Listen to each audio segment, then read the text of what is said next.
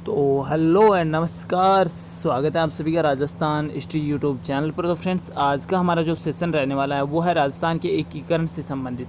तो आप मानकर चलो, ये मॉडर्न जो राजस्थान में आ जाता है ये टॉपिक है, और ये जो है लगभग हर एग्जामिनर का जो है फेवरेट, यहाँ से जो है क्वेश्चन पुटअप कर ही देता है वो, चाहे आप मानकर चलो छोटे से छोटे या बड़े से बड़े एग्ज़ाम में यहाँ से काफ़ी क्वेश्चन आते हैं। और ये टॉपिक जो है वाकई में एक स्टोरी की तरह मैं आपको समझाने वाला हूँ, और एक छोटा सा प्रयास करूँगा। अगर अच्छा लगे तो आप जो है इस वीडियो को जो है 100% देकर एंड तक ज़रूर देखने वाले हैं। तो आप सभी को पता है कि जो एकीकरण के समय जो राजस्थान में थी, कुल 3 ठिकाने और 19 रियासतें थी। कितने ठिकाने थे? 3 ठिकाने और 19 रियासतें। तो अब बात कर लेते हैं कुछ शासक और ठिकानों के बारे में। तो ध्यान रखना, नीम राणा जो कि अलवर में ये ठिकाना था, उसका जो शासक था वो राव राजेंद्र सिंह था। तो ध्यान रखना फ्रेंड्स, मैं इस वीडियो में अगर आपके पास थोड़ा सा धैर्य है तो मैं पूरी डिटेल के साथ समझाने वाला हूँ। किसी को शॉर्टकट चाहिए तो वो आप स्किप कर सकते हैं। और जो हमारा दूसरा ठिकाना था वो था कुशलगढ़, जो कि बांसवाड़ा में पड़ता है, और यहाँ के जो शासक थे वो राव हरेंद्र सिंह फर्स्ट थे। बात करें जो हमारा तीसरा जो ठिकाना था वो लावा, जो कि जयपुर डिस्ट्रिक्ट में आता था, और यहाँ पर जो है बस प्रदीप सिंह जो है यहाँ के जो रूलर हुआ करते थे। बात करें आगे, तो एकीकरण के समय जो लावा ठिकाना है वो जयपुर में था, जबकि जो भी वर्तमान में अगर आपसे पूछ ले तो जो लावा ठिकाना है वो टोंक डिस्ट्रिक्ट में है। तो आप मानकर चलो, मैं एक छोटा से छोटा पॉइंट भी जो है एकीकरण से बाहर नहीं जाने दूंगा, और सारे मैं आपके छोटे से बड़े जो कन्फ्यूज़न है आप क्लियर कर दूंगा। इस वीडियो को एंड तक देखना है आपको, और कुछ नहीं करना है। बात करें राजस्थान में जो क्षेत्रफल की दृष्टि से सबसे बड़ा ठिकाना था, अगर आपसे सीधा सीधा पूछ ले तो वो कुशलगढ़ था। और राजस्थान में क्षेत्रफल की दृष्टि से सबसे छोटा ठिकाना है वो लावा ही था, सिर्फ 20 वर्ग मील में था। अब बात यहाँ पर आती है केंद्र शासित प्रदेश की। तो एकीकरण के समय जो राजस्थान में जो केंद्र शासित प्रदेश था वो एकमात्र जो अजमेर मेरवाड़ा ही था, ये तो आपको पता है। और जो है अजमेर मेरवाड़ा की जो है अलग से विधानसभा भी थी। क्या थी? अलग से विधानसभा थी, और जिसे जो है धारा सभा के नाम से जाना जाता था। और इसमें जो कुल 30 सदस्य थे। कितने सदस्य थे? 30। तो ये सारे क्वेश्चन आप जो है मानकर चलो डेफिनेटली मोस्ट इंपॉर्टेंट है हर एग्जाम की दृष्टि से। और इस विधानसभा के अगर आपसे प्रथम और एकमात्र मुख्यमंत्री पूछ लेना तो हरिभाऊ उपाध्याय, ध्यान रखना, जिनको दास साहब भी कहा जाता है राजस्थान में। और यह जो है अजमेर मेरवाड़ा के एकमात्र मुख्यमंत्री थे। अजमेर मेरवाड़ा है वो सी श्रेणी में आता था। कौन सी श्रेणी में? सी श्रेणी का जो है राज्य था। आगे बात कर लेते हैं एजेंट टू गवर्नर जनरल की। तो ध्यान रखना, जो एजीजी होते थे, एजेंट टू गवर्नर जनरल का जो है संस्थापक अगर आपसे पूछ ले तो जो है विलियम बेंटिक को माना जाता है। और विलियम बेंटिक ने ही 1832 में, ध्यान रखना, राजपूताना जो प्रेसिडेंसी नामक संस्था की स्थापना की, और जिसका जो है प्रमुख नियंत्रण अधिकारी है वो एजीजी ही था। इसका मुख्यालय है वो अजमेर में रखा गया था। बात करें प्रथम जो एजीजी आते हैं राजस्थान के एजेंट टू गवर्नर जनरल, वो थे मिस्टर हेनरी लोकेट। कौन थे? Henry locate. तो ये तो आपको याद होगा, आपने कहीं ना कहीं पढ़ा होगा। और जो एजीजी का मुख्यालय है वो 1845 ईस्वी में अजमेर से बदलकर जो है माउंट आबू सिरोही में कर दिया गया था, क्योंकि जो है अजमेर में जो है गर्मी काफ़ी पड़ती है, और माउंट आबू है वो एक जो है ठंडा स्थान माना जाता है राजस्थान में। बात करें 1857 की क्रांति के समय जो एजीजी का मुख्यालय था वो भी माउंट आबू में ही था। और पोट्री जो पैट्रिक लॉरेंस जो एजीजी थे, कौन थे? पैट्रिक लॉरेंस है वो 1857 की क्रांति के समय जो राजस्थान के एजीजी थे। तो सारे क्वेश्चन जितने भी मोस्ट इंपॉर्टेंट होते हैं वो मैं आपको इस प्रकार जो है कलर करके बता दूंगा। बात करें एजीजी का जो प्रमुख कार्य होता है वो क्या था? रियासतों पर निगरानी रखना। बात करें एकीकरण के समय राजस्थान में जो 4 राजनीतिक एजेंसियां थी। कौन सी राजनीतिक एजेंसियां? तो फर्स्ट थी राजस्थान राजपूताना स्टेट एजेंसी, जो कि कोटा डिस्ट्रिक्ट में इसका जो है हेडक्वार्टर था। और उसके बाद आती है पश्चिम राजपूताना स्टेट एजेंसी, जो कि जोधपुर डिस्ट्रिक्ट से जो है कार्य करती थी। और तीसरी आती है दक्षिण मेवाड़ राजपूताना स्टेट एजेंसी, जो कि उदयपुर में जो है स्थापित थी। वहीं चौथी जो थी वो थी जयपुर राजपूताना स्टेट एजेंसी, और इसका जो है हेडक्वार्टर भी जयपुर ही था। एकीकरण जो है राजस्थान का वो 7 चरणों में हुआ, सभी जानते हैं। अब बात कर लेते हैं प्रथम चरण की। तो प्रथम चरण है उसको नाम दिया गया था मत्स्य चरण या मत्स्य संघ। तो ये कब हुआ था? 18 मार्च 1948 को मत्स्य संघ। ध्यान रखना, इसमें अलवर, भरतपुर, धौलपुर, करौली और एक जो है ठिकाना भी शामिल किया गया था, नीमराणा ठिकाना। यानी 4+1, यहाँ पर जो है 5 कुल जो है रियासतें मान लो, एक जो है ठिकाना मान लो। जो है 4 रियासतें कौन सी थी? ABCD, आपने ये पढ़ा होगा। और जो है नीमराना इसमें ठिकाना था। अब बात आती है सिफारिशों की, तो के.एम. मुंशी की सिफारिश पर जो है प्रथम चरण का नाम है वो मत्स्य संघ दिया गया था। तो ये भी आप ध्यान रखेंगे, किसकी सिफारिश पर, के.एम. मुंशी की। बात करें इसकी राजधानी, तो राजधानी अलवर ही रखी गई थी, और राज प्रमुख ये मोस्ट इंपॉर्टेंट हो जाते हैं, उदयभान सिंह थे जो कि धौलपुर के शासक थे उस समय। कौन से भान थे, उदयभान, और कहाँ के शासक थे, धौलपुर के। वहीं बात आई उपराज प्रमुख की, तो ये गणेश पाल देव थे जो कि करौली के जो है रूलर थे। बात कर लेते हैं प्रधानमंत्री की, तो ये काफ़ी पूछे जा रहे हैं, शोभाराम कुमावत जी जो कि अलवर के थे। कहाँ के थे, अलवर के। बात करें उप प्रधानमंत्री की, तो इतना डिटेल से आपसे पूछेगा नहीं, लेकिन मैं सारे जो RS लेवल से आपको पढ़ा रहा हूँ, ताकि जो है सभी स्टूडेंट मेरे साथ जुड़े हुए हैं उनको भी फायदा हो। वो डिटेल से पढ़ने का एक जो बेनिफिट होता है वो होता है कि आप जो है पूरा डिटेल से पढ़ते हो ना, तो लगभग आपको 70% जो है याद हो ही जाता है टॉपिक। अगर आप वन लाइनर क्वेश्चन पढ़ते हो तो उसमें जो थोड़ा सा डिफिकल्ट होता है याद रखना। बात करें उप प्रधानमंत्री की, तो ये युगल किशोर चतुर्वेदी थे, और इनको जो है जवाहरलाल नेहरू भी कहा जाता है राजस्थान का, और गोपीलाल यादव, ये दोनों थे। बात करें मत्स्य संघ के बनने में जो है युगल किशोर चतुर्वेदी का अत्यधिक सहयोग रहा है, और युगल किशोर चतुर्वेदी को जो है दूसरा जवाहरलाल नेहरू के उपनाम से भी जाना जाता है, ये मैंने आपको बता दिया। अब यहाँ पर बात आती है उद्घाटनकर्ता की, यानी जो मत्स्य संघ बन गया, रियासतों के नाम हो गए, यानी जो फाइनल हो गई, यानी कौन कौन सी रियासतें इस संघ में आने वाली हैं, और डेट भी फाइनल कर ली। तो अब उद्घाटनकर्ता की बारी है, भाई ये उद्घाटन कौन करेगा, तो ये NV गौडगिल करेंगे, जो कि NV गौडगिल, यानी इनका पूरा नाम तो वैसे नरहरि विष्णु गौडगिल था। अब बात आती है कि उद्घाटन कब, कहाँ, कैसे हुआ, तो ये थोड़ी सी स्टोरी हम देख लेते हैं। मत्स्य संघ का उद्घाटन है वो 17 मार्च 1948 ईस्वी को होने वाला था, लेकिन हुआ नहीं। क्यों नहीं हुआ, क्योंकि जो है भरतपुर शासक के जो छोटे भाई थे जाट नेता देशराज ने इस जो है संघ को जो है जाट विरोधी बताया, और जाटों से जो है मत्स्य संघ का निर्माण रोकने के लिए आह्वान किया। इसके फलस्वरूप जाटों का एक प्रतिनिधि संघ में शामिल किया गया, और तभी जो है 18 मार्च 1948 ईस्वी को जो है इस संघ का उद्घाटन हो सका। बात करें मत्स्य संघ का जो है विधिवत उद्घाटन है वो 18 मार्च 1948 को NV जो गौडगिल थे, नरहरि विष्णु गौडगिल के द्वारा जो है लोहागढ़, कहाँ पर, लोहागढ़ जो दुर्ग आपने सुना होगा, यानी ये बना तो मिट्टी का है, लेकिन जो है इसको लोहागढ़ की जो है उपमा मिली हुई है, यानी जो उपनाम है इसका, क्योंकि जो अंग्रेज इसे विजित नहीं कर पाए थे, और ये भरतपुर में, और यहीं पर जो मत्स्य संघ का जो है उद्घाटन किया गया था। मत्स्य संघ का जो है क्षेत्रफल लगभग 12,000 वर्ग किलोमीटर था, और जनसंख्या है वो 18.38 लाख, और वार्षिक आय है वो 184 लाख रुपये थी। तो फर्स्ट चरण यहाँ पर हमारा कवर हो जाता है। उसके बाद बात आती है सेकेंड चरण की, क्योंकि राजस्थान अभी भी अधूरा है तो पूरा तो करना ही पड़ेगा। बात कर लेते हैं सेकेंड चरण की, तो यहाँ बात आती है सेकेंड चरण की। तो ये कब हुआ, ये हुआ था 25 मार्च 1948 को। कब, 25 मार्च 1948 को।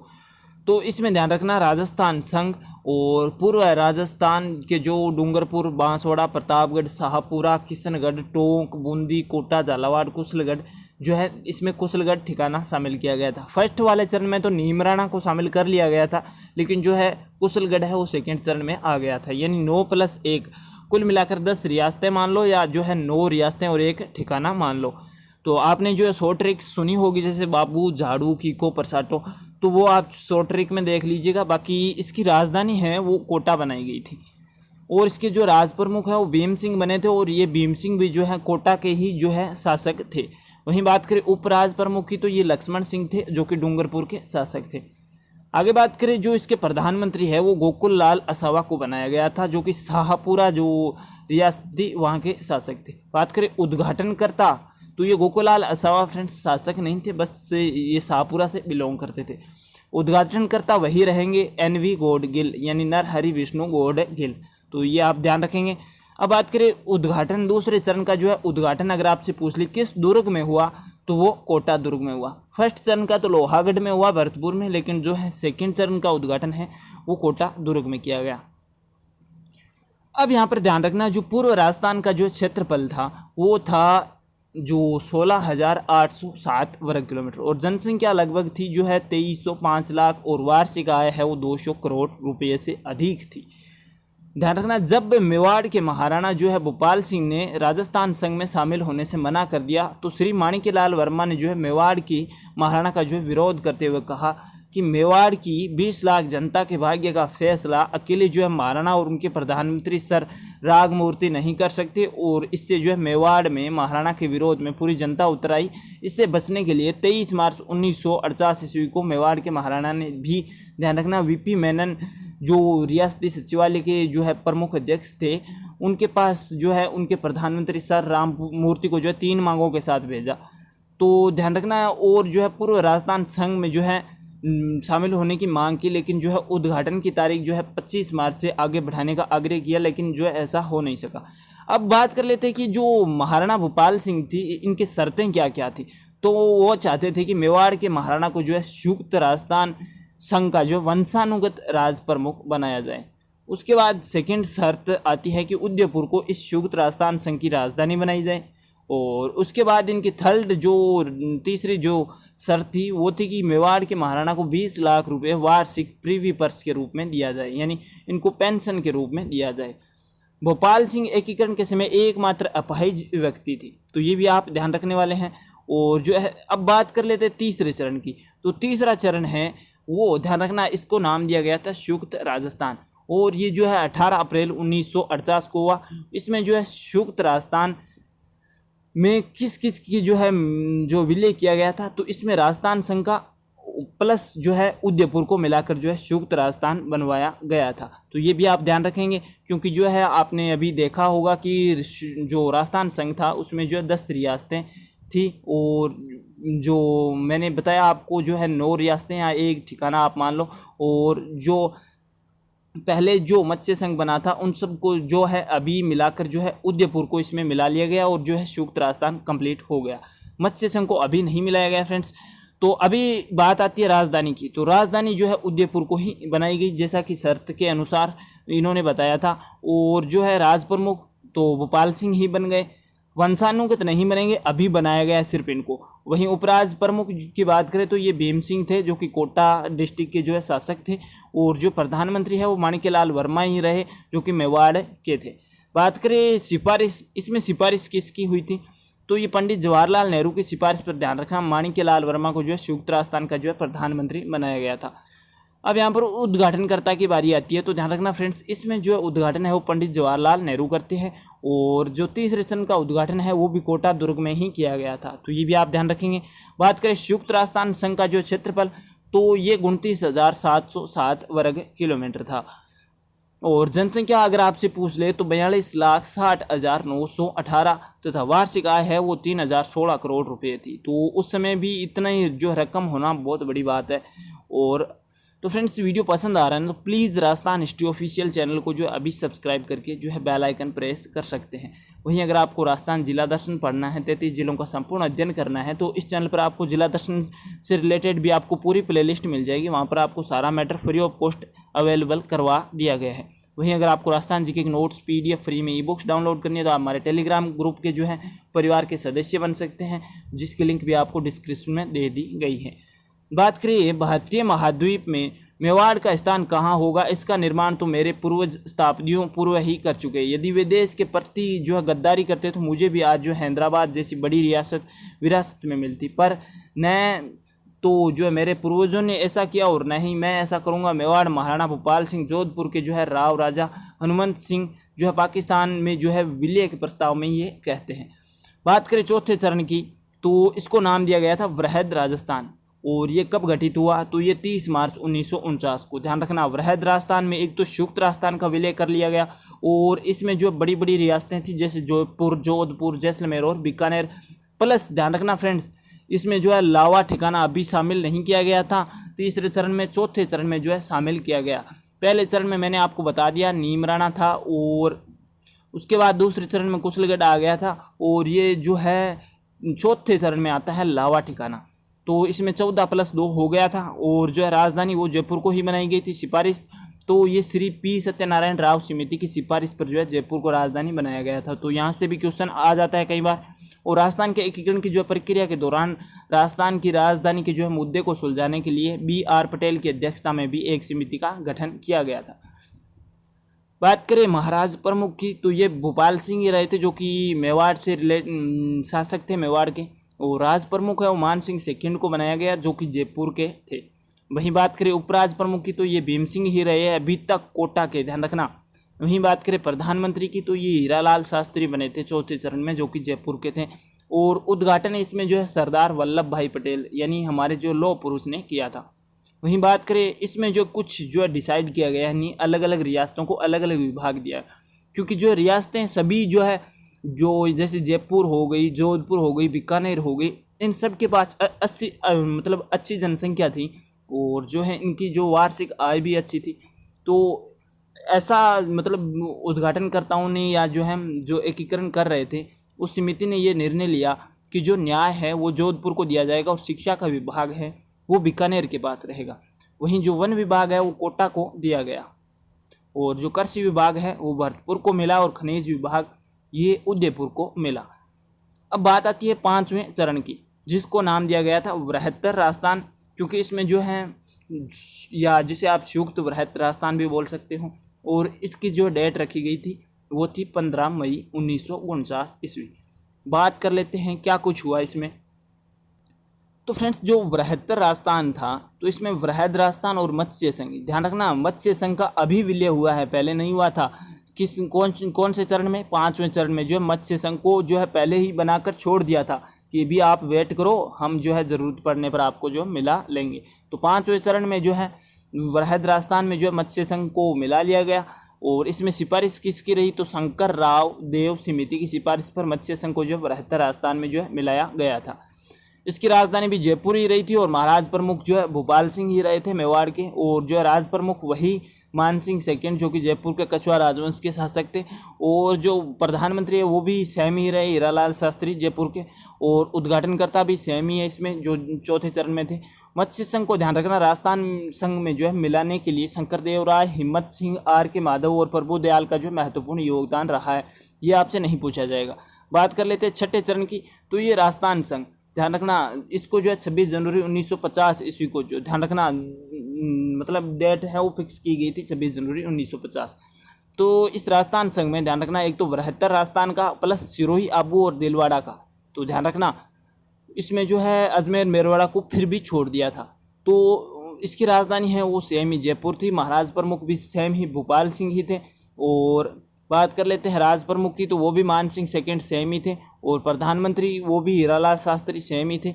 और 26 जनवरी 1950 को राजस्थान को जो है बी श्रेणी में जो है शामिल कर लिया गया था। कौन सी श्रेणी में? बी श्रेणी का। तो अगर आपसे पूछ ले कि राजस्थान जो है एकीकरण के समय किस श्रेणी का राज्य था, तो वो बी श्रेणी का ही था। बात कर लेते 26 जनवरी 1950 को राजपूताना का नाम बदलकर जो है राजस्थान रख दिया गया था। तो ये विधिवत रूप से, क्योंकि 26 जनवरी 1950 को हमारा जो संविधान भी विधिवत रूप से लागू हो गया था। अगर आपसे पूछ ली कि संवैधानिक रूप से या विधिवत रूप से जो है राजस्थान को राजस्थान नाम कब मिला, तो आपका आंसर 1 नवंबर 1956 नहीं होगा, 26 जनवरी 1950 होगा। तो ये आप थोड़ा सा ध्यान रखेंगे, क्योंकि जो है एग्जामिनर आपको कंफ्यूज करने के लिए कहीं से भी कुछ भी पूछ सकता है। आपको पता है कंपटीशन का लेवल कितना हाई है।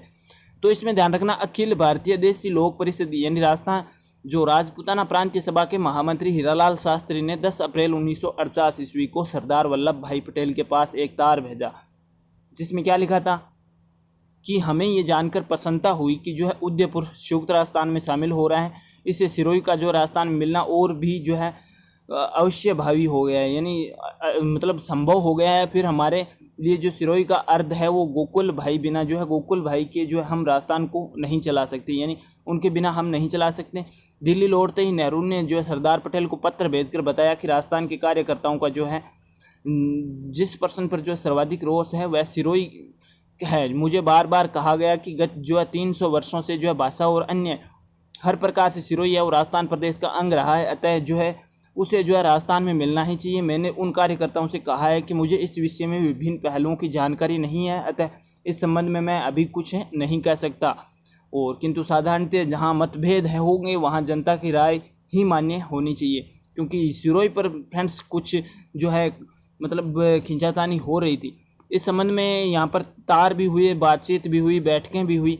तो सरदार पटेल ने पंडित नेहरू को इस पत्र का जवाब देते हुए क्या लिखा कि सिरोही के संबंध में मेरी जो है इन लोगों से कई बार बातचीत हुई है, पर सभी मुद्दों पर जो है विचार करने के बाद ही हम इस निर्णय पर पहुंचते हैं कि सिरोही गुजरात में ही होना चाहिए। उन्हें जो है सिरोही नहीं चाहिए, उन्हें तो जो है गोकुल भाई भट्ट चाहिए। उनकी ये मांग सिरोही को जो है राजस्थान की जो दिए बिना पूरी की जा सकती है। सरदार पटेल एक अत्यंत चतुर राजनीतिक थे और उन्होंने जो है 26 जनवरी 1950 ईस्वी को जो पर्यटक स्थल यानी माउंट आबू सिरोही का जो है एक भाग गुजरात प्रांत में, जबकि गोकुल भाई भट्ट का जो जन्म स्थान हाथलगांव सहित जो है सिरोही का शेष भाग है वो राजस्थान को दे दिया। तो ये भी आप ध्यान रखेंगे। गोकुल भाई भट्ट ने, ध्यान रखना, माउंट आबू के जो है राजस्थान में विलय में महत्वपूर्ण योगदान दिया। सिरोही का जो है राजस्थान में विलय 2 चरणों में हुआ, तो ये भी आप ध्यान रखेंगे। 7वां चरण, तो इसे जो है वर्तमान राजस्थान आप नाम जानते ही हैं, और ये कब हुआ? 1 नवंबर 1956 को। तो जो है वर्तमान राजस्थान में राजस्थान संघ प्लस माउंट आबू जो दिलवाड़ा था, और एक अजमेर मेरवाड़ा, और एक जो है सुनेल टप्पा जो सिरोन क्षेत्र था, तो इसमें जो शामिल किए गए थे। राजधानी वही थी, कौन सी? जयपुर। बात आती है सिफारिश की, तो ये राज्य पुनर्गठन आयोग के अध्यक्ष थे फजल अली। इनकी सिफारिश पर अजमेर मेरवाड़ा, आबू दिलवाड़ा व सुनेल टप्पा को जो वर्तमान राजस्थान में मिलाया गया। राजस्थान के जो झालावाड़ का सिरोन क्षेत्र है वो मध्य प्रदेश में मिला लिया गया, और मध्य प्रदेश का जो सुनेल टप्पा था वो राजस्थान में मिला लिया गया था।